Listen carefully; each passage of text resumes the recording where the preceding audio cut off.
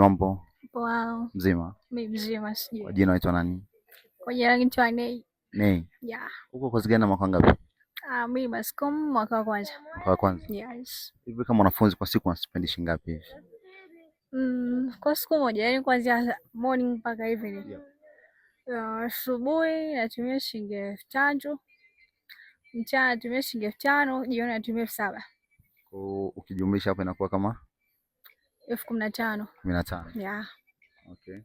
Kwa hiyo 15 hapo unakumaliza kwa siku hiyo. Kuanzia asubuhi mpaka jioni. Ushawahi kuwa kuna mahusiano au uko kuna mahusiano? Mahusiano ndio nipo kwenye mahusiano. Ni jambo gani wewe kumfanyia mtoto wa kiume ambalo hadi leo unajutia? Unaona kama ulizingua pale sana. Kumfanyia mtoto wa kiume?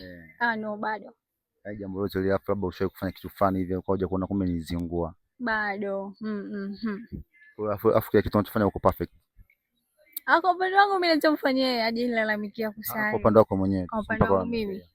Niko sawa.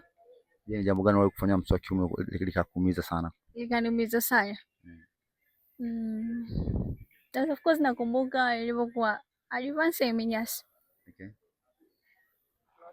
Ulifanywa nini? Nilimpenda, ilitokea hotelini nilimpenda sana. Okay. Kwa hiyo nikaamua nilijitoa mimi kwa ajili tusaidiane. Soma nimsaidie, makini sema nimsaidiane. So baada ya kutupa ilikuwaje?